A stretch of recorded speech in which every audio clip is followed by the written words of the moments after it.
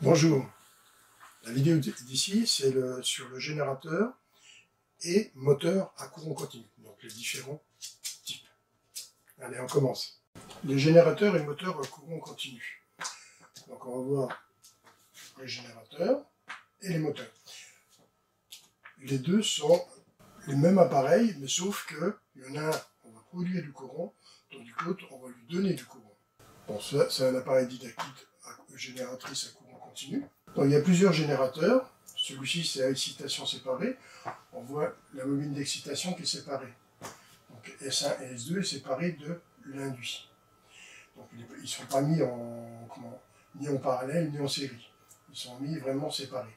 Là, il y a une alimentation pour S1 et S2, et il y a une alimentation pour A1 et A2. Et on voit que l'alimentation est l'inverse ici, par rapport à ici. L'inducteur séparé et variable. Alors, le courant de sortie, il est comme celui-ci. Et je vous ai déjà expliqué dans une vidéo après pour vous dresser, mais on a des condensateurs qui vont remplir les trous ici. Alors, le générateur, lui, va nous donner une tension et un courant en courant continu, celui-ci. Le générateur à excitation séparée, là comment il est câblé. Vous avez le noyau, le pôle sud, le pôle nord. Ici, on a la bobine qui se retrouve en série avec celle-ci. On rentre ici et on ressort ici. Donc ça, c'est ce que nous, on va avoir. Par contre, ici, c'est une alimentation séparée qu'on va envoyer pour l'excitation ici. Donc ici, c'est des balais qui sont ici sur un... Donc ici, c'est notre collecteur où on amène une alimentation. Bon, ici, j'ai dessiné un peu plus gros que normal pour qu'on voie bien la séparation entre les deux collecteurs. Donc ici, quand ça tourne, un coup, ça va envoyer la tension moins de ce côté-là, puis un coup, ça l'enverra de l'autre côté, puisqu'on va tourner comme ça. Donc à chaque fois, ça sera une inversion qui se fera. Okay. Bon, ici, vous avez cette partie-là qui tourne et qui va produire une tension et un courant ici. Et ça, c'est notre sortie que nous, on va servir pour alimenter ce que l'on veut en courant continu. Deuxième générateur, à excitation série. Donc ici, c'est un peu différent. Donc on avait vu l'excitation séparée, elle était ici. Maintenant, elle se trouve en série. S1, S2. Donc, on va avoir notre alimentation de sortie qui est ici.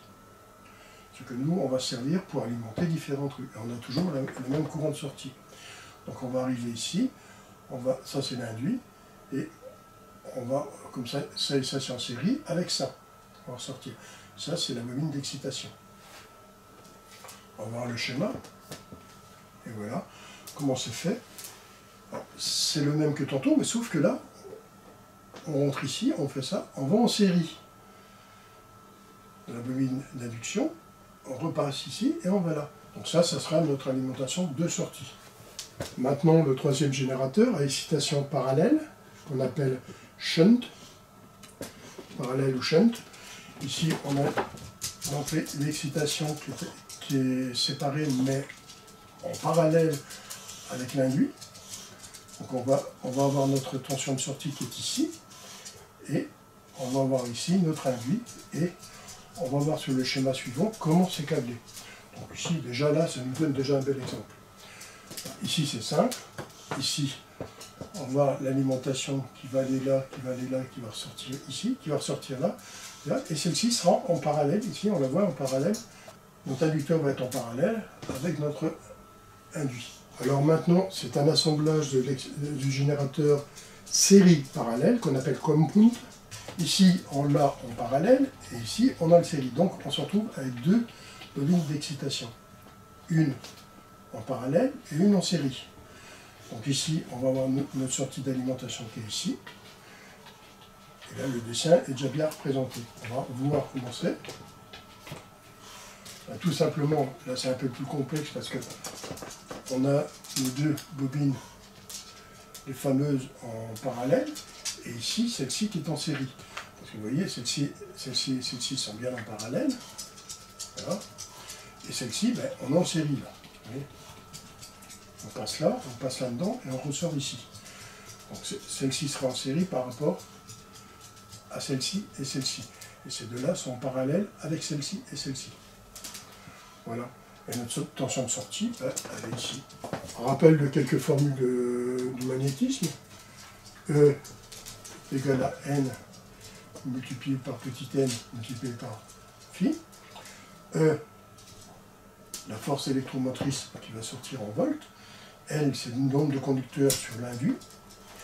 N, c'est la vitesse de rotation en tours secondes.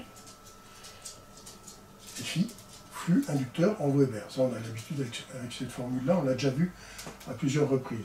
Mais bon, je la recite ici, puisque ça va avec générateur. Alors, différence entre générateur et moteur à courant continu. Les moteurs et les génératrices à courant continu contiennent à peu près les mêmes pièces et sont d'apparence très semblables. Ils se distinguent seulement par leur usage. Dans la génératrice, on emploie de l'énergie mécanique pour faire tourner l'induit et créer de l'énergie. L'énergie mécanique peut être occasionnée via une chute d'eau, via une éolienne, via tout ce que l'on veut, pour nous produire de l'énergie. Dans un moteur, par contre, on utilise de l'énergie électrique pour faire tourner l'induit. Là, c'est le contraire du générateur, le moteur. Alors, la génératrice à courant continu transforme l'énergie mécanique en énergie électrique. Le moteur à courant continu transforme l'énergie électrique en énergie mécanique. Ça, c'est un résumé de tout ça. Maintenant, on va voir les moteurs à courant continu. Donc ça, c'est un appareil aussi didactique. Donc ici, nous, ce qu'on va faire, on va alimenter un moteur. On va faire le contraire de ce qu'on faisait tantôt. Donc ça, c'est un moteur à excitation, deux alimentations séparées. On a une alimentation séparée pour alimenter notre inducteur qui est ici, notre induit. Ici, ce sera l'alimentation de notre moteur. Donc là, on va envoyer une tension. On ne va pas avoir une sortie, on va avoir une entrée. Tout à l'heure, c'était une sortie qu'on avait avec le générateur. Maintenant, avec le moteur, on va rentrer une alimentation. Et ça va induire alors, entre autres, ça c'est le stator et ça c'est le rotor. Donc ça va se mettre à tourner. Bon, ici, on a les balais puisque c'est le courant continu. Et on peut faire varier la vitesse avec ça. Donc, sur la bobine d'induit, on peut faire varier notre vitesse. Moteur shunt, une seule alimentation aussi. Donc ici, qu'est-ce qu'on a? On va alimenter là et là, et on va alimenter en même temps ici. Donc moteur shunt, c'est ça et ça en parallèle. Voilà. Et ici, on va ressortir ici. Donc là, on alimente de nouveau pour exciter l'induit qui est ici, qui va tourner. Moteur compound, alors là c'est pareil, on alimente aussi, là et là. Donc là, comme compound, on va se retrouver avec ça en série, donc l'induit en série, et de nouveau une autre bobine d'excitation, elle, en parallèle avec la bobine le moteur qu'on alimente ici. Donc ici, n'oubliez pas que c'est du courant continu, ces moteurs-là. Hein. Et on a une seule alimentation. Alors, quelques formules. E' est égal à P sur A, entre parenthèses, fois grand N, fois petit n, fois phi. E' c'est la force contre-électromotrice en volts, force contre-électromotrice. N, c'est le nombre de conducteurs. Petit n, c'est le nombre de tours secondes. Phi en Weber. P, alors P qui est ici, c'est le nombre de paires de pôles. A, nombre de paires voies d'enroulement. Donc, nombre de paires de pôles, et ça c'est le nombre de roulements si vous voulez, mais de paires d'enroulement. Dans la dôme, on sait que U, ici c'est E' plus RI, U, alimentation en volts, I, intensité en ampères, R, résistance en ohm de l'induit, E', force contre-électromotrice. Petit n égale E' sur P sur petit a, entre parenthèses, fois grand N fois phi. Pour connaître le nombre de tours minute, lorsque le flux inducteur s'annule, la vitesse tend vers l'infini. En conséquence, il ne faut jamais alimenter l'induit d'un moteur à courant continu sans l'existence d'un courant d'excitation. Puissance électrique utile, E' fois I. Donc on sait que UI égale la puissance, mais là c'est E', I. C'est la puissance utile. c'est pas la puissance d'alimentation. Hein. PE est égal à P sur A, donc c'est le nombre de paires de pôles et nombre d'enroulements, de paires d'enroulements, fois grand N fois petit n fois I, l'intensité, là on a rajouté des intensités, fois phi, PE utile en watts, N, petit n en tours minutes, c'est la vitesse, I, c'est de l'ampère, F', E', ici, les forces contre les tourneaux 6 en volts, P en watts, phi en Weber. La puissance absorbée, P égale UI. Couple moteur, P égale grand T par oméga, P puissance moteur en watts, T couple moteur en mètres par newton, donc mètres par newton, oméga vitesse angulaire en radians par seconde. Radians par seconde. Alors, les radians par seconde, je vous rappelle que c'est un cercle trigonométrique qui démarre ici à 0. On arrive ici, on a pi sur 2. Quand on arrive ici, on a pi. Là, 3 demi-pi. Et ici, 2 pi. Donc ici, on a représenté, donc un tour complet, c'est 2 pi fois n, enfin 2 pi, un tour complet, fois n, c'est le nombre de tours minutes. Donc c'est des pi radians. Donc la vitesse, c'est en radians secondes. Donc en fin de compte, c'est le nombre de tours en radians multiplié par la vitesse. Donc 360 degrés ici, de pi. 180 degrés ici, donc de là à là, c'est 1 pi. Pi sur 2, c'est le nombre de degrés, quand on fait de là à là. Ça, c'est notre vitesse angulaire. Couple moteur, c'est T est égal à P sur A, donc c'est le nombre de paires de pôles. Et ça, c'est le nombre de paires d'enroulements. Multiplié par grand N, multiplié par petit n, par I, par phi, sur 2 pi n. Donc, je rappelle, 2 pi n, ça c'est un tour en radians secondes d'un cercle, et n. Donc quand on parle en radians, c'est 2 pi n r, on considère que r est un mètre, donc r est retiré ici.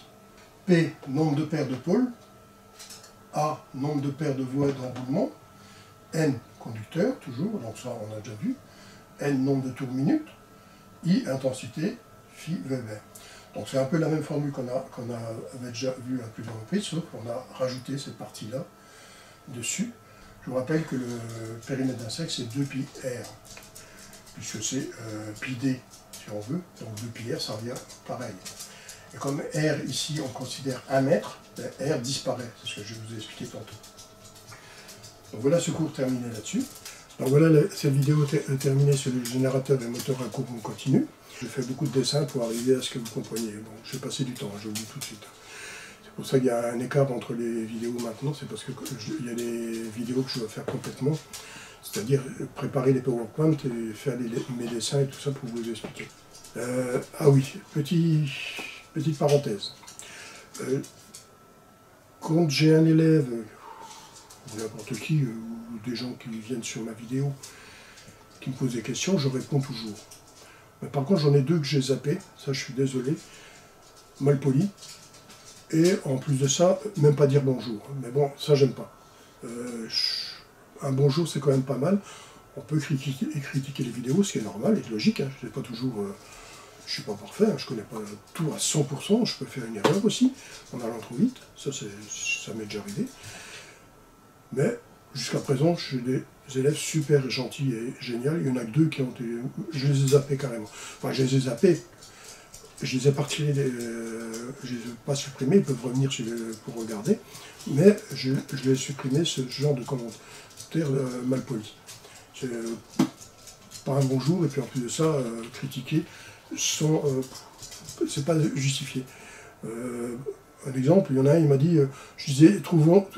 Ouais, ça m'énerve, c'est... Comment? Vous dites trop souvent ici, ici, ici. Ben bon, c'est comme ça. Hein.